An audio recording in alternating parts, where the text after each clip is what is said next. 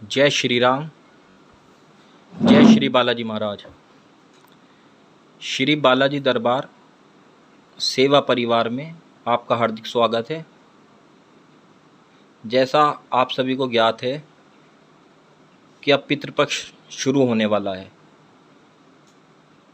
तो लोगों के मन में अत्यंत जिज्ञासा रहती है कि पितृपक्ष में क्या होना चाहिए, पितृपक्ष क्या होता है, कैसे करना चाहिए, कैसे अपने पितरों को तृप्ति प्रदान करें। तो भक्तों, पितृ पूजा या पितृकर्म क्यों करना चाहिए?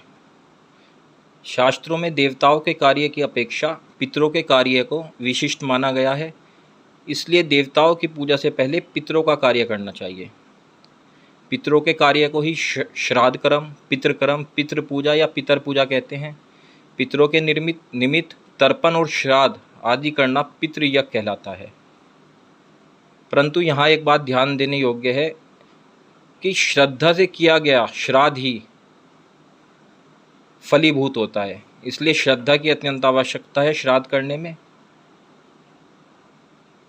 और ऐसा शास्त्रों में कहा जाता है कि मनुष्य की मृत्यु के बाद उस प्राणी के उद्धार की जिम्मेदारी उसके पुत्र और पौत्रों की होती है।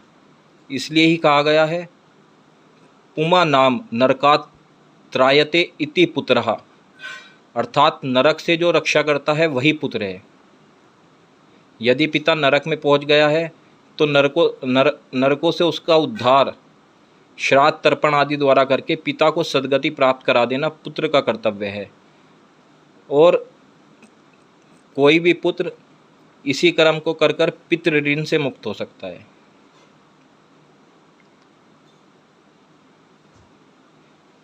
सामान्यतः यह माना गया है कि प्राणी ने जीवन में पाप और पुण्य दोनों किए होते हैं।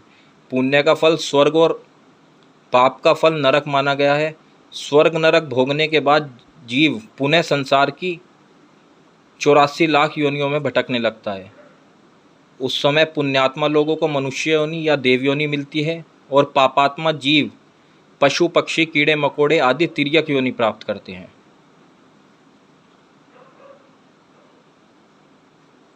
शास्त्रों में कहा गया है कि मनुष्य का मरण काल निकट आने पर उसके कल्याण के लिए विभिन्न प्रकार के दान आदि किए जाने वाले कर्मों का वर्णन मिलता है। प्रश्न यह है कि मरे हुए जीव तो अपने कर्मानुसार शुभ अशुभ गति को प्राप्त होते हैं, फिर श्राद्ध काल में वे अपने पुत्र के घर कैसे पहुंच जाते हैं?